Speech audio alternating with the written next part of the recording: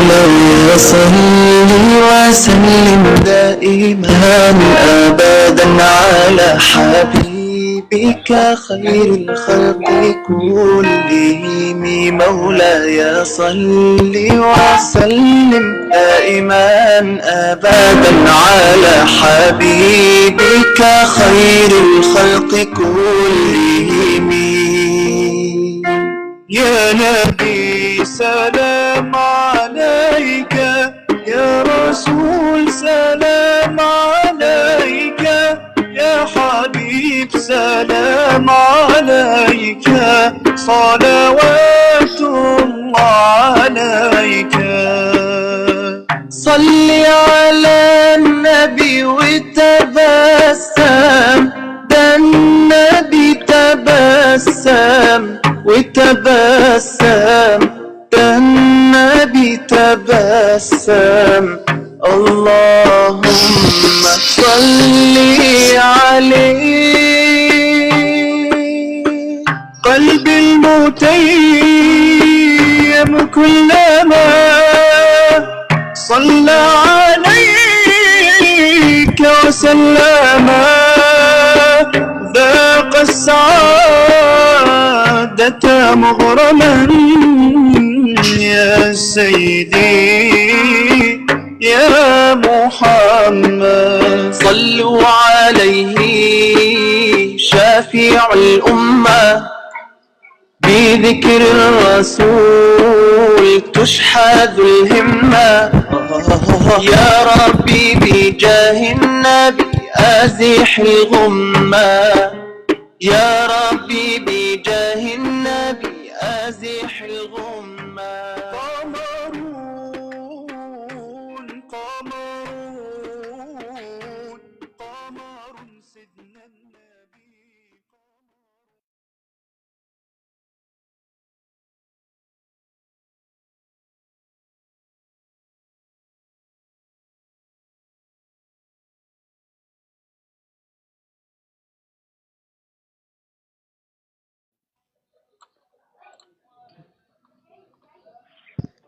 بسم الله الرحمن الرحيم. السلام عليكم ورحمة الله وبركاته. الحمد لله والصلاة والسلام على رسول الله ومن تبعه ومن والاه. رب اشرح لي صدري ويسر لي أمري واحلل عقدة من لساني يفقهوا قولي. سبحانك لا علم لنا إلا ما علمتنا إنك أنت العليم الحكيم. ولا حول ولا قوة إلا بالله العلي العظيم. اللهم ارزقنا فهم النبيين وحفظ المرسلين وإلهام الملائكة المقربين. رب زدنا علما وارزقنا منك فهما، واجعلنا من الذين يستمعون القول فيتبعون أحسنه. اللهم آمين يا رب العالمين. أما بعد. Sidang penonton FB Dewan Dakwah yang berahmati bagi dikasihi Allah Subhanahu wa taala. Alhamdulillah, kita panjatkan setinggi syukur kehadirat Allah Subhanahu wa taala kerana pagi ini dapat sama-sama kita bersama dalam tazkirah pagi Dewan Dakwah Negara, Majlis Dakwah Negara. Mudah-mudahan perkongsian pada pagi ini memberikan manfaat, pedoman kehidupan mana-mana yang baik kita amalkan, dan juga moga-moga ini akan menjadi panduan dan bekalan kita untuk bertemu dengan Allah Subhanahu wa taala di akhirat sana nanti, insya-Allah. Dan sebelum daripada itu, saya menyeru rakan-rakan FB yang dirahmati lagi dikasihi Allah Subhanahu wa taala sekalian agar sama-sama kita tekan button like dan share untuk kita terus mendapatkan pahala untuk sama-sama berkongsi kebaikan, insya-Allah. Mudah-mudahan ia juga satu saham yang dapat kita sebarluaskan. Tuan-tuan yang dirahmati lagi dikasihi Allah Subhanahu wa taala, insya-Allah pada pagi ini dalam tazkirah pagi 30 minit ini saya nak kongsikan dengan tuan-tuan tentang satu tajuk, iaitu perniagaan yang tiada rugi. Allahu Akbar. Cuba kita fikir sama-sama, ada tak perniagaan yang tiada rugi? Tuan-tuan, musim-musim COVID-19 yang dah mencecah angka 400 lebih pada semalam hari ini, saya yakin dan percaya semua berada dalam kebimbangan. Mereka yang berniaga, yang mula memperbaiki perniagaan, yang baru nak memulakan perniagaan semula selepas mana kita mengalami PKP pada fasa yang pertama, ramai yang kena buang kerja, kemudian usaha untuk berniaga dan sebagainya. Itu merupakan ujian-ujian daripada Allah Subhanahu Wa Taala. Saya doakan moga-moga Allah Subhanahu Wa Taala melapangkan setiap yang sempit di kalangan kita. Allah luaskan setiap yang rezeki-rezeki kita yang tersekat dan sebagainya. Moga-moga Allah Subhanahu Wa Taala memberikan kebaikan dan juga melimpah ruahkan rezeki kita sama, insya-Allah. Tapi tuan-tuan yang berahmati lagi dikasihi Allah, dalam cabaran kita menghadapi kehidupan dunia ini, kalau kita berniaga dekat dunia ini, dia ada pasang surut. Orang tua kata pasang surutnya, ada naik dan turunnya seperti mana roda. Kadang-kadang kita ada untung di atas, kita rasa kemewahan, kadang-kadang kita rugi, kita rasa kesempitan di bawah. Tetapi tuan-tuan yang berahmati lagi dikasihi Allah Subhanahu Wa Taala, di sana ada satu perniagaan yang tidak akan ada ruginya. Walaupun di masa senang dan di masa sempit. Allah Subhanahu Wa Taala berfirman dalam surah Fatir ayat 29. Dalam surah Fatir ayat 29. Jadi siapa-siapa yang ada Al-Quran, boleh buka Quran, ambil Quran, capai Quran, buka surah Fatir ayat 29. Juzuk yang ke-20, 22. Tuan-tuan boleh buka Quran, tengok surah Fatir, juzuk yang ke-22 itu, ayat yang ke-29. Di sana Allah Subhanahu Wa Taala berfirman, A'udzu billahi minasyaitonir rajim. Bismillahirrahmanirrahim.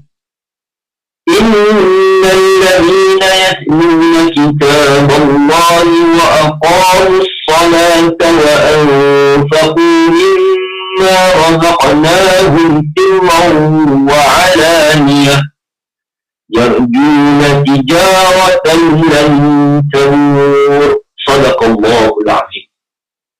Surah Fatir ayat 29.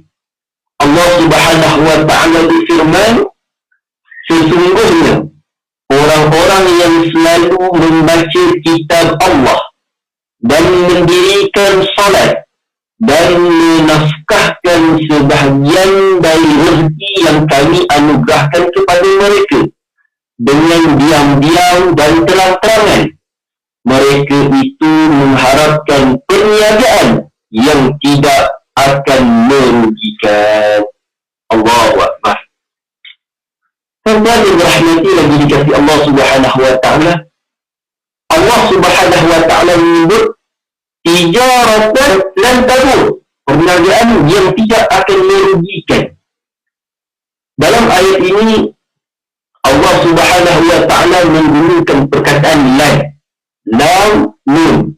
Allah kata lan tabur, tidak akan merugikan. Perkataan lam nun itu nafi. Jadi kalau kita mengaji bahasa Arab, maka di situ disebut nafi ilal abad. Maksudnya menafikan selama-lamanya orang yang buat perkara yang Allah sebutkan, maka itulah satu perniagaan yang Allah sebut dia tidak akan ada rugi. Dalam keadaan macam mana sekalipun kita menghadapi kesukaran dunia ini, kita hidup, kesempitan dunia, ujian-ujian dunia, tiga perkara ini jangan kita tinggalkan, tuan-tuan. Kita usaha buat tiga perkara ini, dan insya-Allah tiga perkara ini akan menjadi asbab hidup kita dunia dan akhirat. Kita tidak akan ada kerugian. Kenapa Allah sebut tentang perniagaan? Allah sebut tiga perkara, tetapi Allah kata tijarah. Sebab tuan-tuan, hidup kita dekat dunia ni memang kita berniaga. Terutamanya tentang soal masa. Tentang soal masa. Masa inilah yang kita bayar. Kita jemput seseorang untuk berkongsi bisnes dengan kita, sharing session, kita pergi kursus training dan sebagainya, 1 jam kita bayar. Kita bayar itu bukan sekadar ilmu, tetapi ilmu ni memang tak boleh nak dijual beli. Ilmu ini ilmu Allah, ilmu ni tak dijual beli. Tetapi yang kita jual beli ni apa dia tuan-tuan? Yang kita jual beli ialah kepakaran dia dan masa dia. Masa dia tu 1 jam berapa kita bayar, 2 jam berapa kita bayar. Tu tuan-tuan, itu kalau kita pemain kita ambil masa dia kan, pemain bola dan sebagainya, bukan sekadar skill yang dia, tapi masa tu kan, dibayar tuan-tuan. Jadi dalam ayat ini Allah sebut tentang 3 perkara, 3 amalan yang mana kalau kita buat itu merupakan suatu amalan ataupun perniagaan. Allah sebut ijarah lan tabur, perniagaan yang tidak ada rugi. Apakah 3 amalan ini tuan-tuan? Yang pertama, innal ladzina yatluna kitaballah, sesungguhnya orang-orang yang selalu membaca kitab Allah. Tuan-tuan, waktu musim PKP, awal-awal fasa yang pertama itu, ramai yang mendampingi Al-Quran. Alhamdulillah. Duduk dekat rumah, tak ada buat apa banyak. Lepas subuh ada masa baca Quran, lepas zuhur ada masa baca Quran, lepas asar ada masa baca Quran, maghrib isyak, begitulah. Ada yang kita baca pula bukan sekadar baca Al-Quran, kita baca begitu, tapi ada yang bertadabbur melalui YouTube, FB dengan asatizah yang buat pengajian secara online waktu itu. Ada yang bukan sekadar baca Quran tadabbur, tetapi ada amalan-amalan khusus yang diamalkan. Contohnya sebelum tidur baca Al-Muluk. Di awal-awal pagi mereka baca surah Yasin. Ada yang baca di awal pagi surah Al-Kahfi, 10 ayat yang pertama untuk mengelak daripada fitnah Dajjal. Kemudian ada yang beramal dengan surah Al-Waqi'ah, ada yang beramal dengan surah Ar-Rahman. Masya Allah. Al-Quran ini tuan-tuan, inilah masa yang kita berikan kepada Al-Quran ini, inilah perniagaan yang tak dirugi. Tuan-tuan yang berahmati lagi dikasih Allah, apa yang saya nak bagi tahu diri saya dan diri tuan-tuan, ambillah masa, carilah masa. Kita ni kena paksa diri kita mencari masa, tuan-tuan. Kalau kita tidak memberikan masa untuk membaca Al-Quran, maka tidak akan ada masa untuk kita baca Quran. Melainkan kita memberi masa kita untuk kita membaca Al-Quran. Maka jadikan Al-Quran ini sebagai kitabullah yang mana kita selalu membaca. Ini merupakan perniagaan yang tak dirugi. Carilah masa tuan-tuan, masa banyak tuan-tuan ada. Dan contoh tuan-tuan, kita duduk dalam kereta meliru seseorang. Waktu kita meliru tu, kita boleh baca Quran 3-4 ayat, boleh tuan-tuan. Dia tidak akan ada ruginya, Masya Allah. Kita pernah dengar satu hadis Nabi SAW bersabda, Iqra'ul Quran fa innahu ya'ti yawmal qiyamah syafi'an li sahibi. Bacalah kamu akan Al-Quran, kerana Al-Quran itu akan datang pada hari kiamat nanti memberi syafaat kepada si pembacanya, sahabatnya. Jadi maksudnya tak akan rugi. Dunia ini memang tempat kita beramal. Jadi kita nak beramal ini, kita perlukan masa. Maka ambil masa, cari masa, luangkan masa, peruntukkan masa untuk kita baca Al-Quran. Tak dapat setiap waktu lepas solat, paling tidak mungkin lepas maghrib, ataupun selepas subuh, ataupun sebelum tidur. Ambillah masa untuk kita baca Quran. Ini perniagaan yang tak ada. Malah dekat akhirat nanti, Al-Quran itu akan datang kepada si pembacanya memberi syafaat. Rugi tak? Dunia tak rugi. Sebab bila kita baca Quran, inilah tempat untuk kita kumpul pahala banyak-banyak.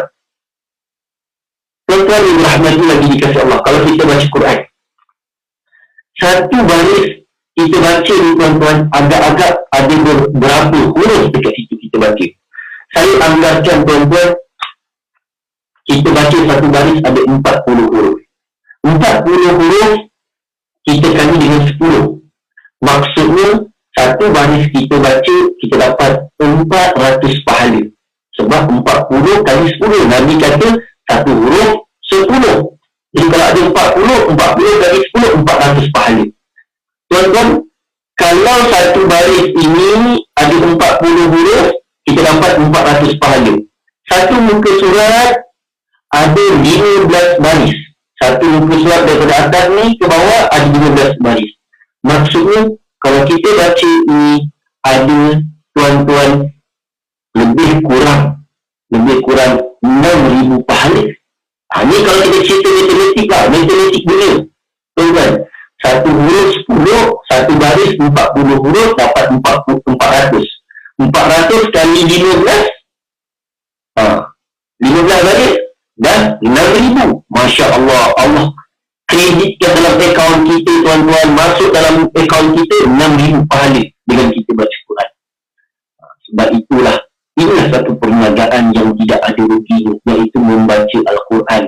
Dunia tempat kita mengumpul pahala, maka kumpul pahala itu salah satunya Allah sebut perniagaan yang tak ada rugi, iaitu Al-Quran. Baca Quran, tuan-tuan.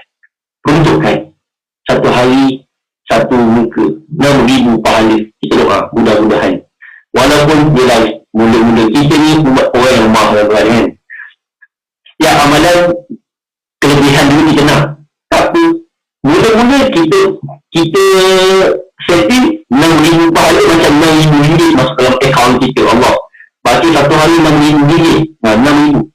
Mula-mula kita baca. Nanti lama kelamaan, bila dah semakin ikhlas, bila lama kelamaan dah semakin seronok, maka kita akan baca Al-Quran ini semata-mata kerana mengharap redha Allah Subhanahu wa Ta'ala. Baca Quran. Dunia tempat kita mengumpul pahala. Untukkan masa kita, berniagalah kita dengan Al-Quran ini, insya-Allah tak akan ada ruginya, tuan-tuan. Kemudian kita mati memberi syafaat kepada kita nanti, kemudian di akhirat.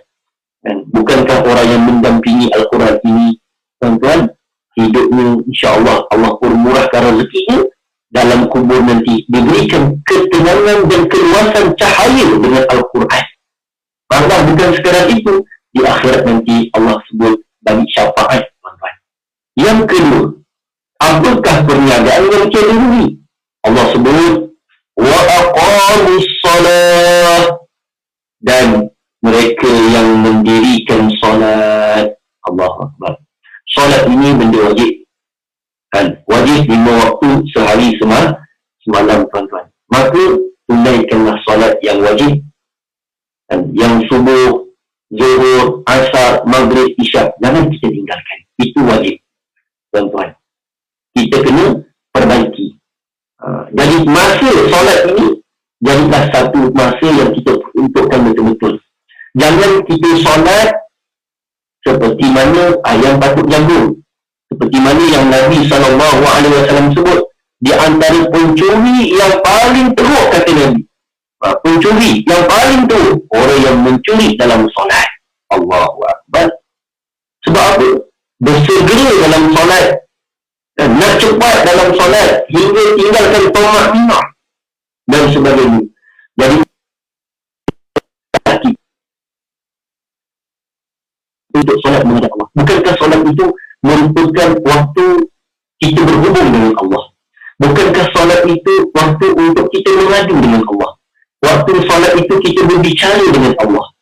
Maka jadikan solat ini waktu yang tenang. Waktu yang tenang untuk kita rehat. Kita rehat dengan solat.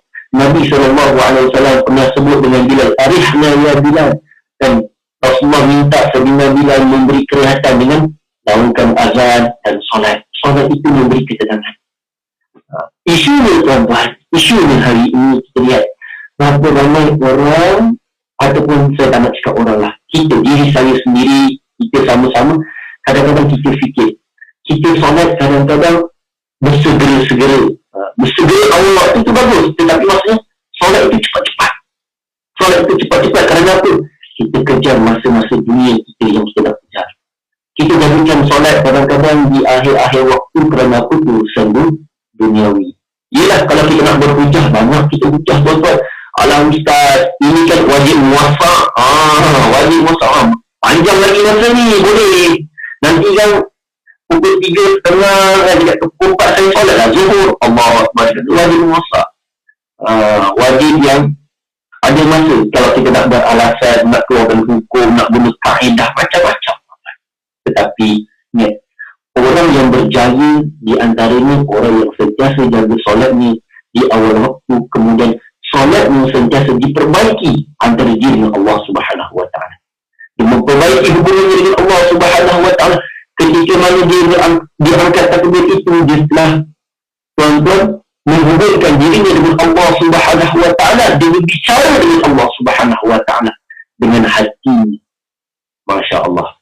Jadi kita ambillah tuan-tuan masa-masa yang ada agar kita sentiasa memperbaiki solat kita. Saya yakin dan percaya yang dengar dalam Dewan Dakwah ini, FB Dewan Dakwah ini, dan rakan-rakan yang menyaksikan, insya-Allah orang yang tidak tinggal solat. Tetapi marilah sama-sama kita sentiasa memperbaiki solat kita di awal waktu. Kita memperkemaskan tumakninah kita, rukun-rukun kita, bacaan-bacaan kita. Untuk apa? Untuk kita sempurnakan ibadat ini agar kita menjadi orang yang khusyuk dalam solat. Ini tidak akan ada rugi, tuan-tuan. Tak akan rugi. Tuan-tuan ambil masa bertahun-tahun didik anak-anak tuan dengan solat. Tak akan rugi. Anak-anak yang tahu solat, inilah anak-anak yang akan doakan kita. Tuan-tuan, cuba kita fikir. Bila anak kita doakan kita? Bila anak kita doakan kita? Selalunya seorang anak dia akan doakan ibu dan ayah dia ketika mana lepas solat. Lepas solat, Assalamualaikum warahmatullahi, Assalamualaikum warahmatullahi. Dia fikir, kemudian dia doa. Dalam doa, Allahumma firli wa liwalidayya warhamma kama rabbayani shaghira. Dalam solat, dia akan ada.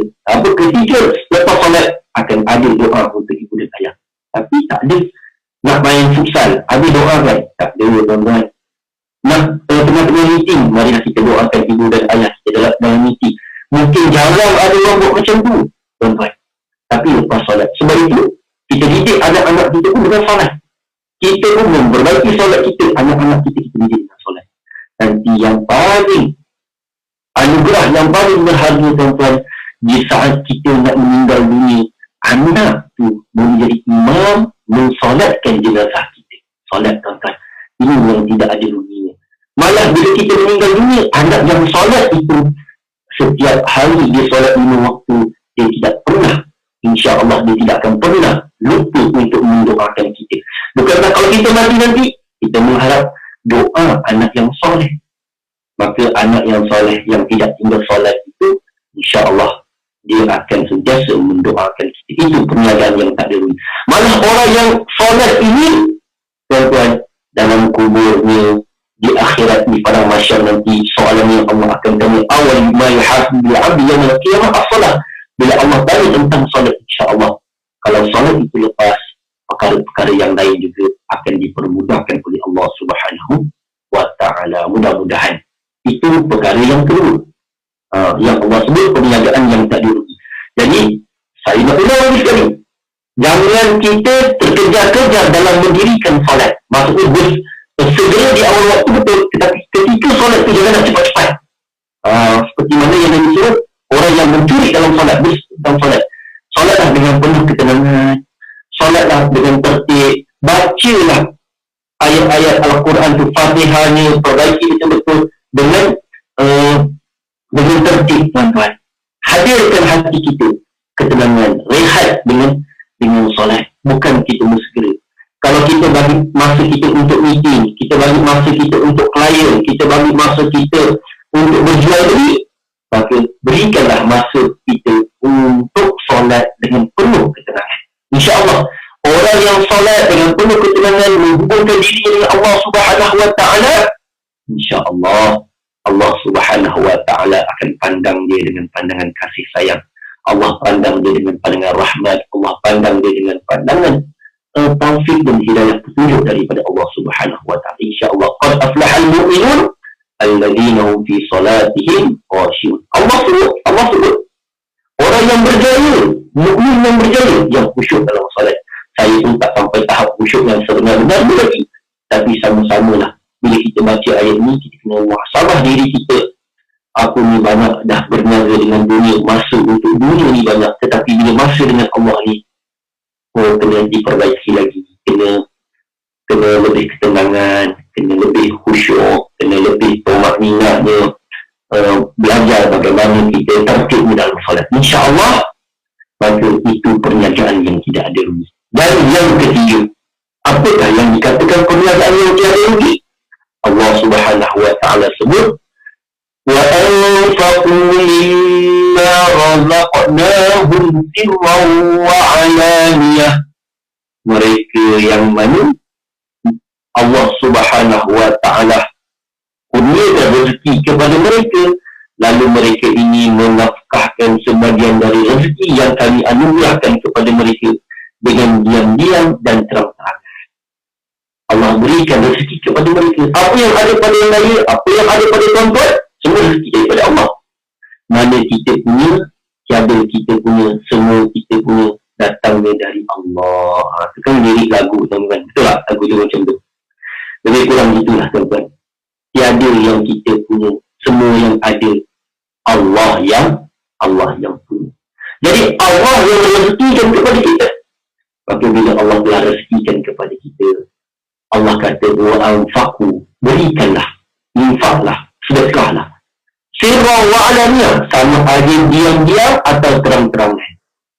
Kita tak payah nak mempersoalkan orang tu bagi naik atas pentas, pegang cek besar-besar. Kita tak payah cerita tentang soal orang tu naik atas pentas bagi dengan kamera, dengan video. Lantaklah tuan-tuan. Sebab apa? Jangan kita menghukum. Kita tak boleh nak belah dada orang untuk menghukum orang tu ikhlas tak ikhlas. Ikhlas itu pada diri orang tu sendiri. Dia dengan Allah. Dia tidak ikhlas, dia dengan Allah. Dia ikhlas, dia dengan Allah. Ada balasan orang yang ikhlas, ada juga balasan orang yang tidak ikhlas. Maka itu hubungan dengan Allah. Kita bukan orang yang boleh membelah dada untuk melihat ikhlas tak ikhlas. Sama ada orang tu beri terang-terangan ataupun diam-diam, itu urusan dia dengan Allah. Yang penting, tuan-tuan, Allah kata apa? Orang yang berniaga dengan Allah, maksudnya Allah dah bagi dia pulangkan balik untuk jalan agama. Dia pulangkan balik dengan menafkahi anak dan isteri. Dia pulangkan balik dengan menafkahkan ibu dan ayah. Dia pulangkan balik dengan membelanjakan untuk adik-adik dia. Dia pulangkan balik untuk membantu rakan kawalan sahabat-sahabat orang fakir dan miskin. InsyaAllah tidak akan ada rugi.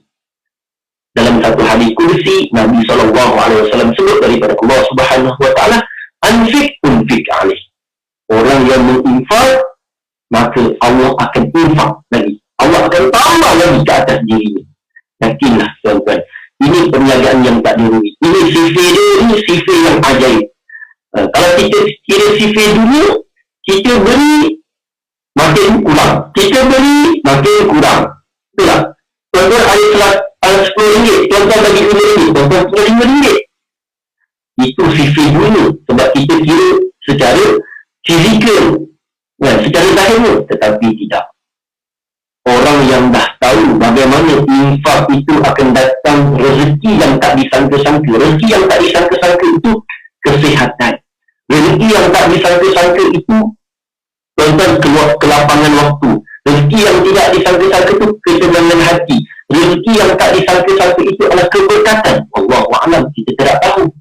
Maka tapi kita yakin dengan janji Allah.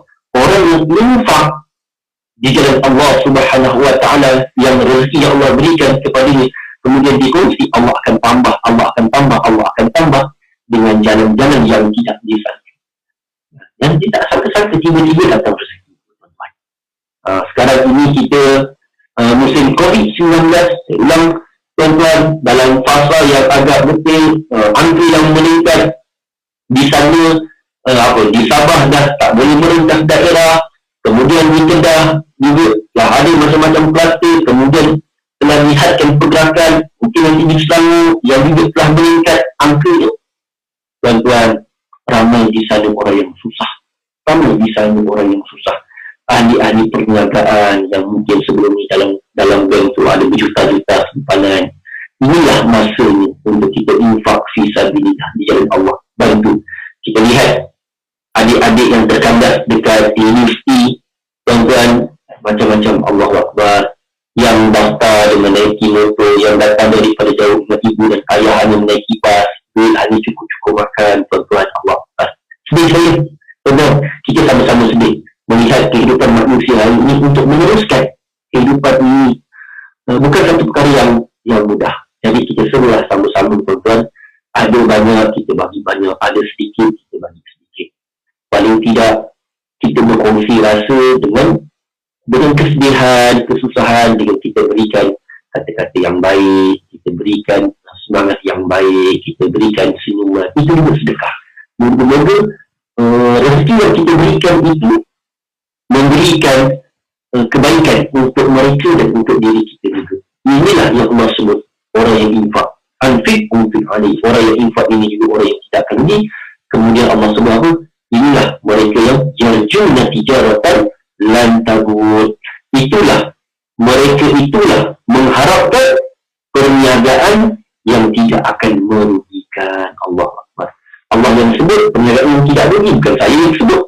Maka tuan-tuan, moga-moga kita ini tergolong dalam 3 golongan ini yang membaca Al-Quran, beramal dengan Al-Quran, menyebarkan Al-Quran, kemudian kita jadi orang yang sentiasa memberikan masa kita, gunakan masa sebaiknya untuk kita mendirikan solat, dan yang ketiga, infakkan rezeki yang Allah berikan kepada kita dan kepada orang-orang yang memerlukan. Insya-Allah, bila mana kita lakukan 3 perkara ini, inilah perniagaan yang tidak akan ada rugi. Nampak macam senang apa yang saya sebut, tuan-tuan, apa yang Allah firmankan, tapi nak buat susah. Nak buat susah, tuan-tuan. Nak cari masa baca Quran, susah. Nak semayang dengan penuh ketenangan, susah.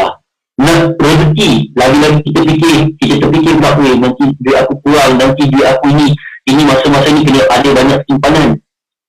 Kita banyak menyimpan, bagus, tuan-tuan. Tetapi orang-orang terdahulu mengatakan agar apa yang kita simpan itu kita infak, insya-Allah akan terus bertambah-tambah. Itulah orang yang mengharapkan perniagaan yang tidak ada rugi. Jadi itulah perkongsian saya pada pagi ini dalam Tazkirah pagi Dewan Dakwah Negara, menerusi ayat surah Fatir ayat 29 yang insya-Allah kita boleh ambil pengajaran sama-sama.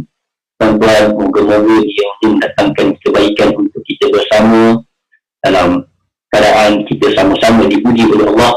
Maka setiap ujian yang datang itu dekatkanlah diri kita dengan Allah Subhanahu Wa Taala. Moga-moga dengan kita dekatkan diri kita akan ada jalan-jalan keluar, sinar kebahagiaan di sebalik setiap ujian yang Allah Subhanahu Wa Taala berikan kepada kita.